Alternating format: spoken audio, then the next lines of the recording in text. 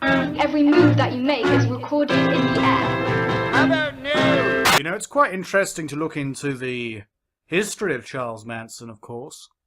Some of the practices, some of the ideas, the manipulation, brainwashing, heavy use of LSD on his followers, the Manson family. The history is quite deep. He had a disruptive childhood, heavily disrupted. He had major issues in his early life. And by the time he got to inciting his followers to kill, he'd spent about half of his life behind bars. Remarkable, isn't it? And then to spend the rest of his life, after those crimes, after being apprehended, behind bars. It's quite remarkable.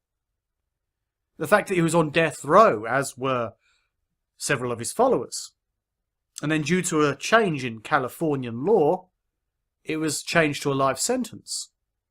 And then when they brought back the death penalty in California, well, they didn't bother changing that to put him back on death row.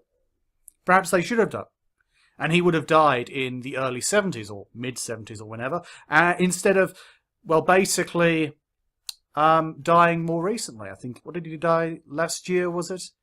But in any case, it's interesting to ponder the audacity of the man, the character of Charles Manson, how he seemed to have thought, and under analysis, how so many experts pointed out the various character traits that he suffered with.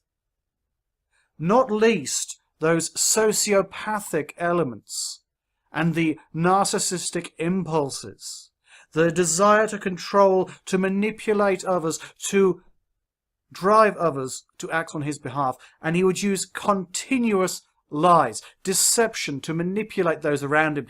Even while in prison, he was using tools of manipulation in the early prison sentences and the prison sentence that eventually led to his death. Well, it didn't lead to his death, but he died in prison. Just think about the manipulation when he spoke to the press, how he would play a role, play a character. He would be like, I can get out here any time I want. I can escape from here. I'm in charge of the underworld, man. This person had real issues, obviously, real major issues, going back to his childhood, almost certainly. The man came from the boy, and the boy was disruptive.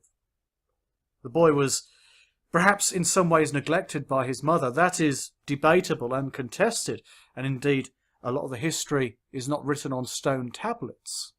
But in any case, we are talking about a person with major issues and potentially carried out some of his, well, early major crimes when he was a young man.